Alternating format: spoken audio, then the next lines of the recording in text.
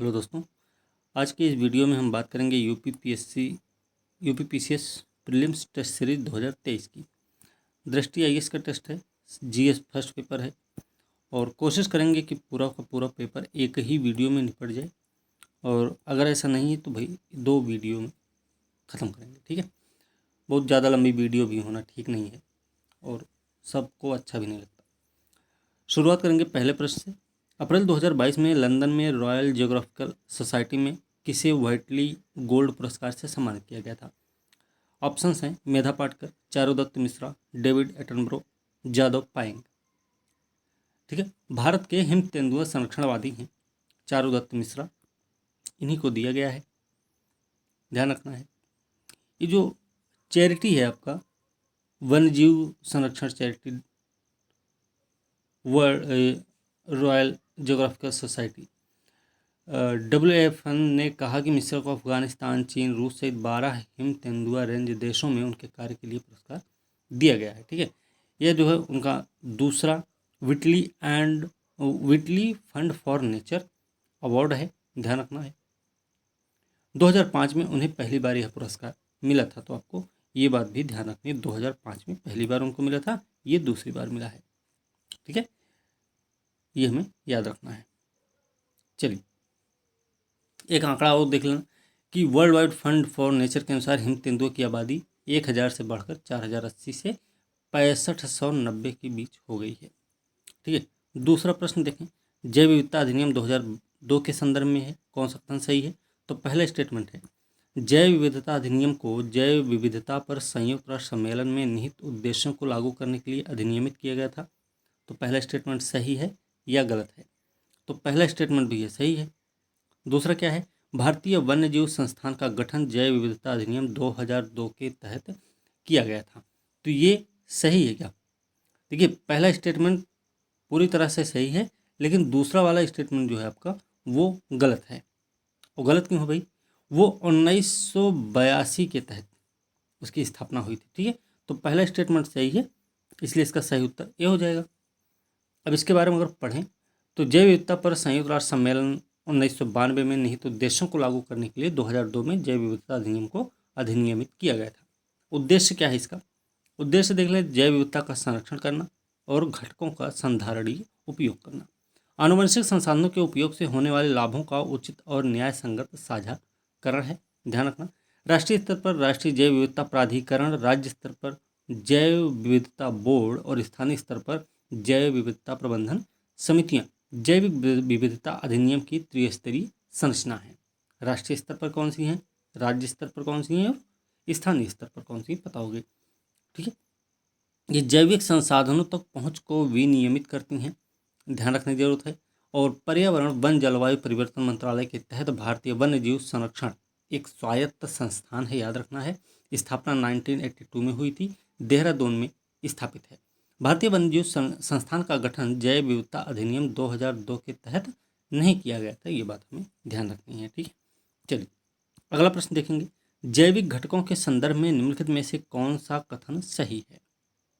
बात करें तो पहला स्टेटमेंट है, मृदा, जल, वायु और प्रकाश जैविक घटकों का एक महत्वपूर्ण हिस्सा है। तो सही है क्या? देखिए पहला स्टेटमेंट गलत है, ये हमने आज ही ज्योग्राफी में पढ़ाया था कि लास्ट वाली क्लास में मृदा जो होती है वो अजैविक संसाधन है। ठीक है, तो इस तरीके से पहला स्टेटमेंट गलत हो गया। दूसरा क्या है, अपरदकारी कार्बनिक पदार्थ को विघटित करते हैं, ये सही है आपका। तो इसलिए इसका सही उत्तर हो जाएगा सी मतलब दूसरा ऑप्शन सिर्फ आपका सही है। अब जैविक घटक क्या होते हैं भाई? देखो जैविक घटक वो हैं जिसमें सजीवता हो, जैसे पौधे हैं, जीव जंतु हैं, सूक्ष्म जीव हैं, ये सब कुछ। कार्यात्मक विशेषताओं के आधार पर उत्पादकों और उपभोक्ता में इनको वर्गीकृत किया जाता है। प्राथमिक रूप से देखेंगे तो हरे पौधे आएंगे जिन्हें स्वपोषी भी कहते हैं, और उपभोक्ता के रूप में देखेंगे जो स्वयं अपना भोजन बनाने में समर्थ होते हैं, जो समर्थ नहीं होते हैं। ठीक है, उपभोक्ता, और इन्हें परपोषी या भक्षपोषी भी कहते हैं, फोटोट्रॉप्स कहते हैं। उपभोक्ताओं को 2 व्यापक समूहों में विभाजित करते हैं, एक होता है वृहत उपभोक्ता और एक होता है सूक्ष्म उपभोक्ता। बृहत उपभोक्ता क्या है? ये पौधे जंतुओं दोनों को खाते हैं, इन्हें खाद्य स्रोतों के आधार पर वर्गीकृत किया जाता है। सूक्ष्म जो उपभोक्ता होते हैं ये मृत जीवी, मृतपोषी भी इन्हें कहते हैं। बैक्टीरिया और कवक हैं जो पौधे, पशु मूल के मृत कार्बनिक पदार्थों को विघटित करते हैं और पोषक तत्व प्राप्त करते हैं। केंचुआ तथा मृदा से संबंधित कुछ जीव डेट्राइट फीडर हैं और कार्बनिक पदार्थों के अपघटन में मदद करते हैं, इन्हें अपरदकारी कहा जाता है। ठीक है, तो ये हमें ध्यान रखना। अब अजैविक घटक क्या होते हैं भाई, इनको थोड़ा ध्यान रखें। तो अजैविक घटक क्या भाई? अकार्बनिक और निर्जीव भाग है। इसमें मृदा, जल, वायु, प्रकाश, ऊर्जा सब कुछ इसमें शामिल होता है। ठीक है, ध्यान रखना। अजैविक कारक इस बात के लिए सबसे महत्वपूर्ण निर्धारक है कि कोई जीव अपने वातावरण में कहाँ और कितना सुरक्षित है। ये स्टेटमेंट आपको ध्यान रखना है। ठीक है, चलिए, तो इसका सही उत्तर क्या हो गया? सी हो गया। अगला प्रश्न देखें। तो बोंगो सागर अभ्यास के संदर्भ में निम्नलिखित कथनों पर विचार करना है, सही उत्तर हमको बताना है। तो देखिए, इसका पहला स्टेटमेंट है, यह भारत और बांग्लादेश के बीच एक द्विपक्षीय नौसैनिक अभ्यास है। तो बात सही है भाई। दूसरा क्या है? इसका आयोजन हिंद महासागर में हुआ था। ये सही है या गलत है? देखो, इसका आयोजन हिंद महासागर में नहीं बल्कि बंगाल की खाड़ी में किया गया था। ठीक है, इसलिए दूसरा गलत हो गया और सही हो गया ए वाला, पहला ऑप्शन सही है। ठीक है, इसके बारे में बात करें तो ये तीसरा संस्करण है, ध्यान रखना। और बंगाल की खाड़ी में हुआ है, ये आपको पता हो गया। ठीक है, इसमें और एक चीज़ ध्यान रखना, भारतीय नौसेना का पोत यहाँ पे कोरा, एक स्वदेश निर्मित गाइडेड मिसाइल कार्बेट और एक स्वदेश निर्मित अपतटीय गश्ती पोत सुमेधा ने इसमें भाग लिया था। तो सुमेधा और कौन सा? कोरा। कोरा क्या है?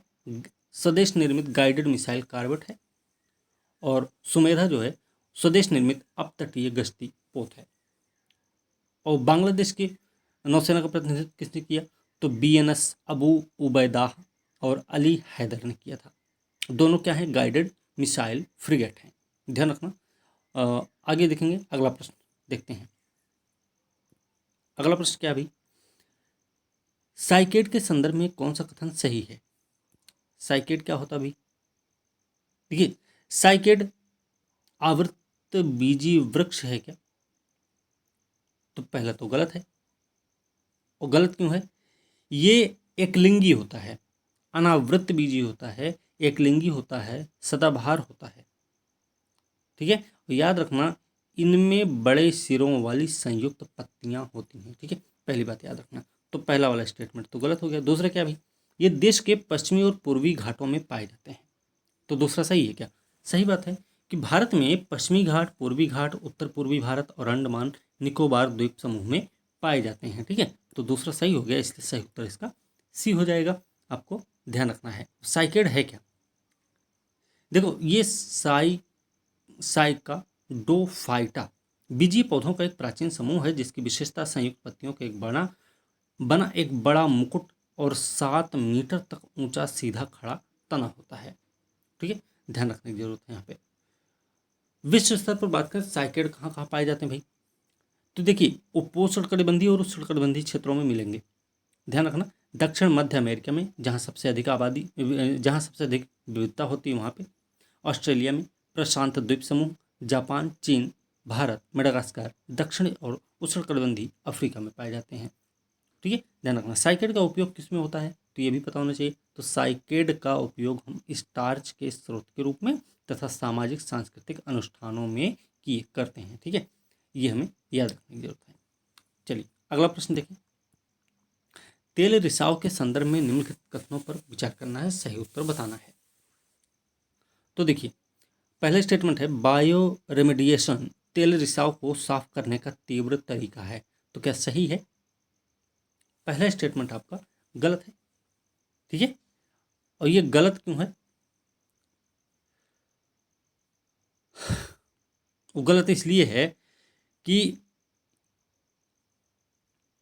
ये जो आपका तरीका है ना, पहला वाला स्टेटमेंट का, कि बायो रेमेडिएशन नई तेल के स्थानिक रूप से जलाने की क्रिया के माध्यम से तेल रिसाव को 98% तक कम किया जा सकता है।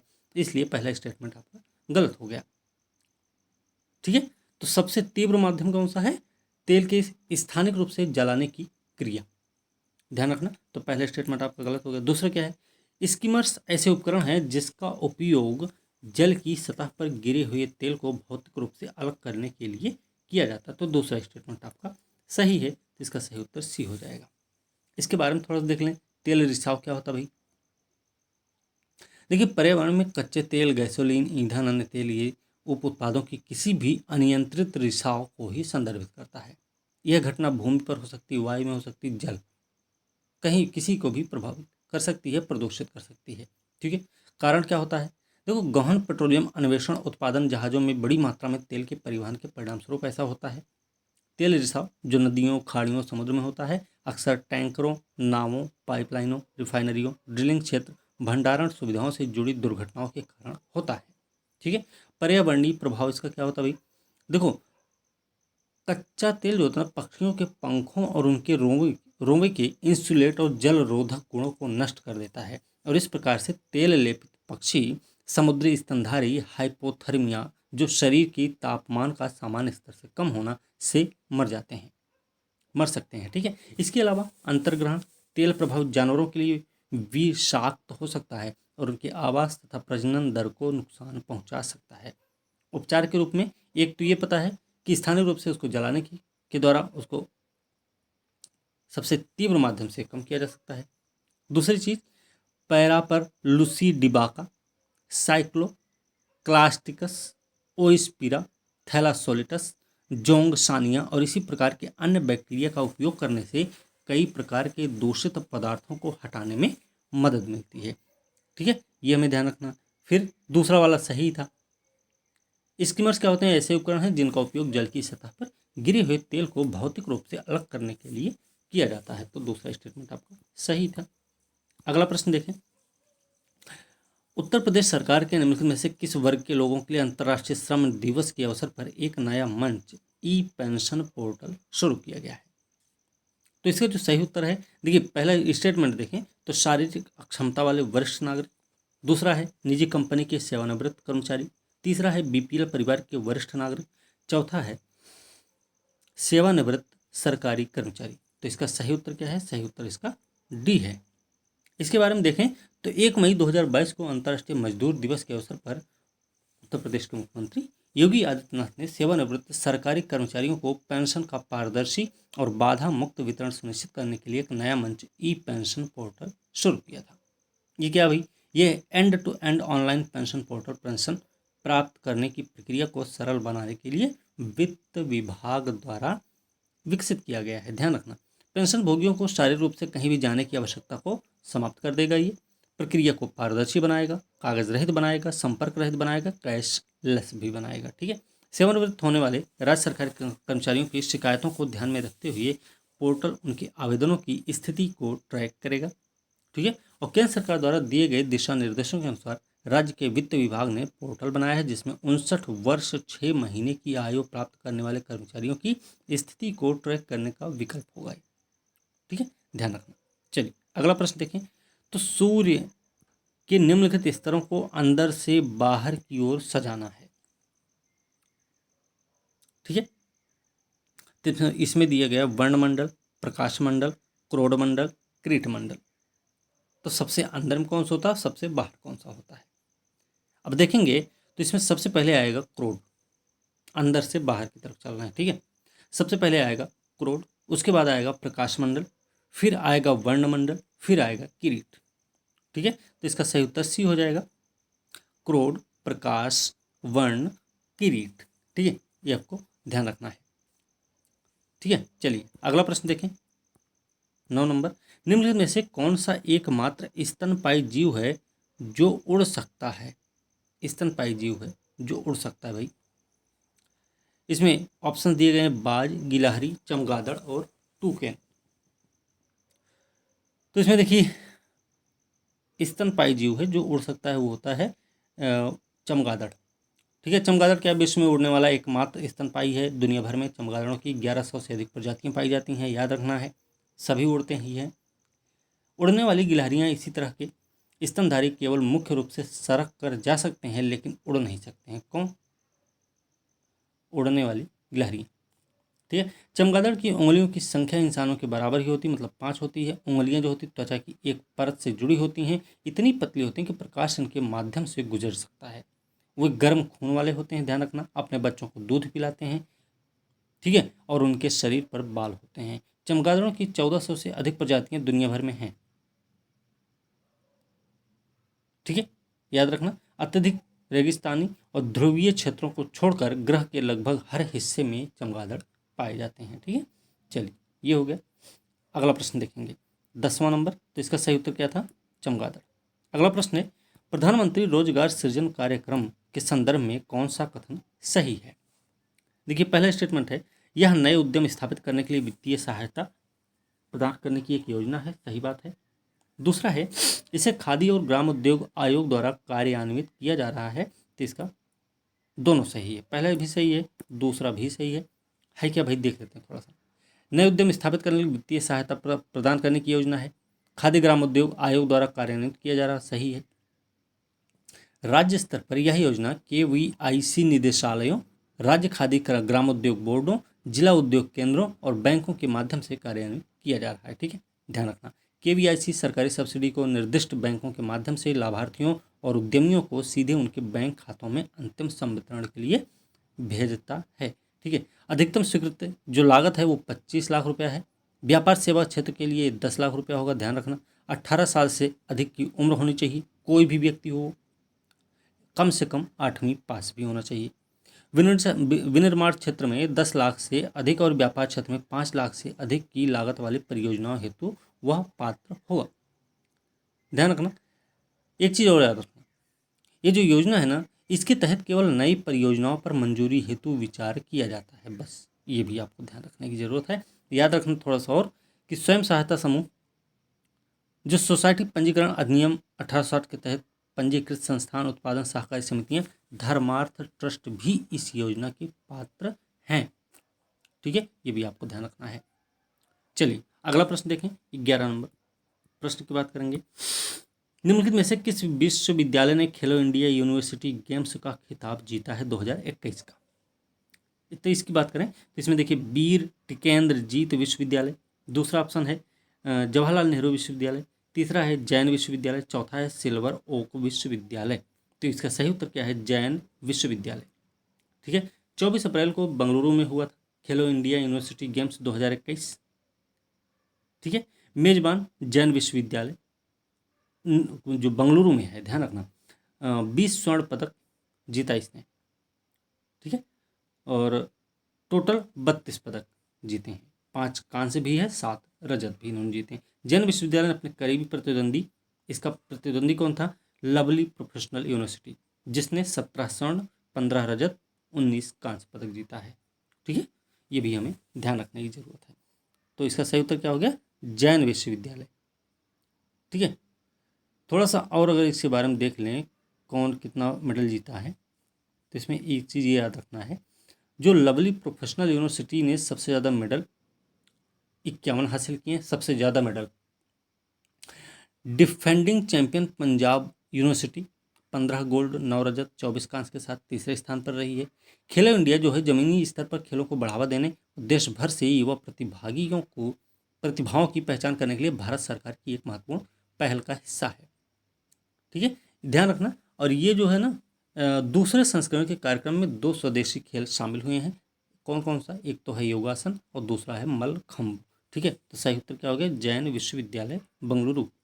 अगला प्रश्न है, कीटभक्षी पौधों के बारे में निम्नलिखित कथनों में कौन सा सही है? देखिए, पहला स्टेटमेंट क्या भाई? पहला स्टेटमेंट है, उनके अक्सर कई आकर्षण होते हैं, और जैसे चमकीले रंग, मीठा स्राव। तो पहला स्टेटमेंट तो आपका सही है। दूसरा क्या है? ड्रोसेरा और एल्ड्रोवांडा इसके उदाहरण हैं, तो ये भी सही है, तो इसका सही उत्तर भी हो जाएगा, मतलब दोनों ही सही हैं, ठीक है। अब इसमें देख लें तो ये पौधे जो होते हैं ना, कीड़ों के प्रग्रहण में माहिर होते हैं। अच्छा, कीटों को खाते क्यों हैं? क्योंकि नाइट्रोजन की आपूर्ति करते हैं, ध्यान रखना इसको भी। इन्हें कीटभक्षी पौधों के रूप में जाना जाता है। पोषण के तरीके के कारण सामान्य पौधों से बहुत अलग होते हैं, हालांकि वे कभी भी मनुष्यों या बड़े जानवरों का शिकार नहीं करते हैं, जैसा कि अक्सर काल्पनिक रूप से दर्शाया गया है, ठीक है, वो बड़े जानवर वानवर का शिकार नहीं करते और छोटे छोटे कीटों को खाते हैं। कीटभक्षी पौधों को उनके शिकार के प्रकरण की विधि के आधार पर मुख्य तौर पर सक्रिय और निष्क्रिय प्रकारों में विभाजित करते हैं। ध्यान रखना, कीट क्या होता है भाई, देखो कोई भी कीट जब उन पर गिरता है ना तो सक्रिय जो पौधे होते हैं अपने जाल को बंद कर देते हैं तुरंत ही। ध्यान रखना, निष्क्रिय पौधे क्या होते हैं, ये फंदे की तरह होते हैं।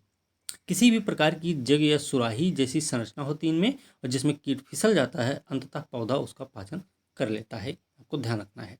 इनका जो आकर्षण है वो है चमकीला रंग होता है, मीठा स्राव होता है इनका, और भी चीज़ें हैं जो उनके शिकार को उनकी ओर आकर्षित करती हैं। ठीक है, पहला स्टेटमेंट इसलिए सही हो गया। दूसरा क्या है, ये आमतौर पर वृष्टि धावन, रेन वॉशेड, पोषक तत्वों की कमी वाली मृदा या गीले खराब जल निकासी वाले अम्लीय क्षेत्रों से संबंधित होते हैं। ध्यान रखना है। ठीक है, ये आर्द्रभूमि अम्लीय होते हैं जो कार्बनिक पदार्थों के आंशिक अपघटन का कारण बनती हैं और आसपास के अम्लीय यौगिकों का निर्गमन करती हैं। इसमें नाम थोड़ा देख लें तो ड्रोसेरा है, एल्ड्रोवांडा, ब्लैडर वाटर्स, बटर वाटर्स कीटभक्षी पौधों के ही उदाहरण हैं। ठीक है, तो इनके नाम हम थोड़े से याद रखने, वो अजीब टाइप का नाम है ना। अगला प्रश्न देखिए, 13वां नंबर। ठीक है,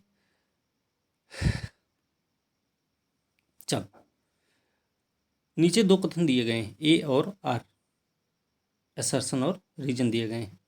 इसमें बात कर लें तो असर्शन है संक्रमिका में प्रजातियों की एक नई श्रेणी पाई जाती है। सही है क्या? तो ये तो सही है। का कारण क्या है, संक्रमित दो या दो से अधिक विविध पारिस्थितिक तंत्रों के बीच संगम का एक क्षेत्र होता है। ये भी सही है।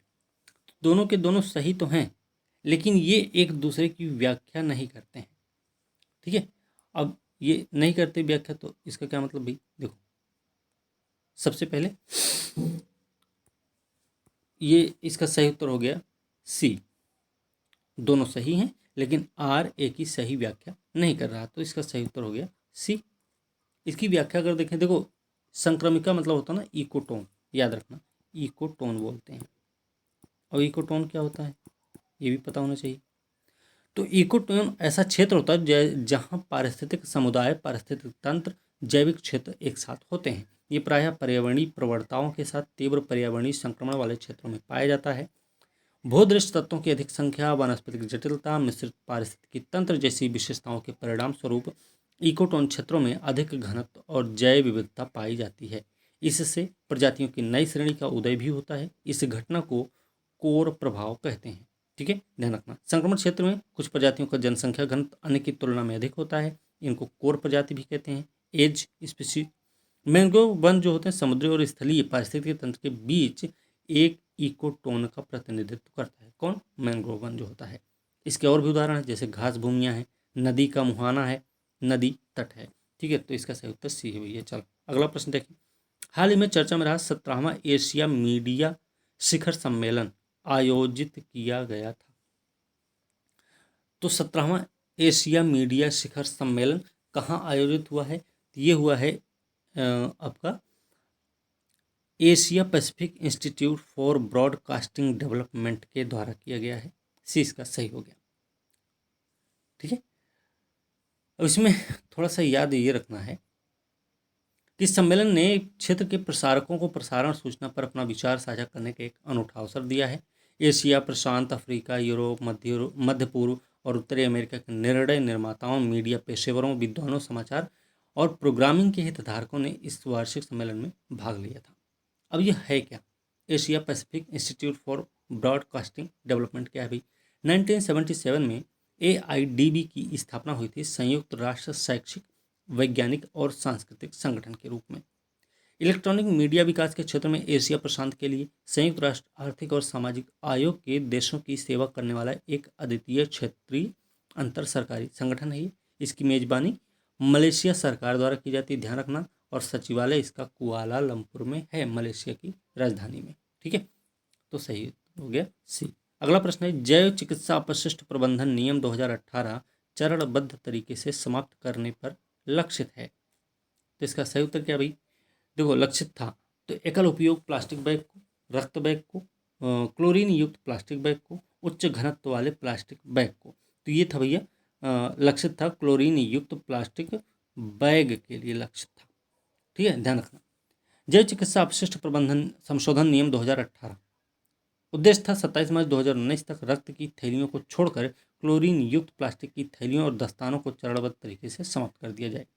ठीक है, इसने जैव चिकित्सा अपशिष्ट उत्पादन करने वाले अस्पतालों, नर्सिंग होम, क्लिनिक, डिस्पेंसरी, पशु चिकित्सा संस्थान, पशु घर, पैथोलॉजिकल प्रयोगशालाओं, ब्लड बैंक, स्वास्थ्य देखभाल सुविधाओं, नैदानिक प्रतिष्ठानों सहित को क्लोरीन युक्त प्लास्टिक बैग दस्ताने को चरणबद्ध तरीके से समाप्त करने का निर्देश दिया गया है। ठीक है, चलिए अगला प्रश्न देखेंगे।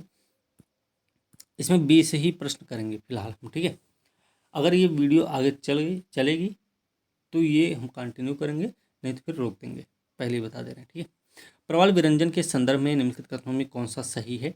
तो पहला स्टेटमेंट है, जब प्रवालों पर दबाव पड़ता है तो वे अपने ऊतकों के अंदर रहने वाले जूजैनथेले को अलग कर देते हैं। पहला स्टेटमेंट सही है क्या? तो भैया सही है। दूसरा क्या है? प्रवाल विरंजन एक प्राकृतिक प्रक्रिया है, ये भी सही है। सही उत्तर इसका बी हो जाएगा, क्योंकि दोनों ही स्टेटमेंट इसके सही हैं। इसकी व्याख्या देख लें तो जब प्रवालों पर दबाव पड़ता है तो वे अपने ऊतकों के अंदर रहने वाले जूजैनथेले को अलग कर देते हैं। शैवाल की अनुपस्थिति में जो प्रवाल को रंग प्रदान करता है, प्रवाल पारदर्शी दिखाई देते हैं, उनके सफ़ेद कंकाल दिखाई देते हैं, इसे प्रवाल विरंजन कहते हैं। ठीक है, ध्यान रखना। अच्छा, एक चीज़ और याद रखना, विरंजित जो प्रवाल होते हैं वो मृत नहीं होते हैं, लेकिन उनके भूखमरी और बीमारी का खतरा अधिक होता है, ये भी आपको ध्यान रखने की जरूरत है। प्रवाल विरंजन क्या भाई? एक तनाव युक्त प्रतिक्रिया होती है। अलग अलग प्रवाल समूह गर्मी के किसी भी मौसम में कुछ हद तक विरंजन से पीड़ित होते हैं और यह एक प्राकृतिक प्रक्रिया और विशेष चिंता का विषय नहीं है।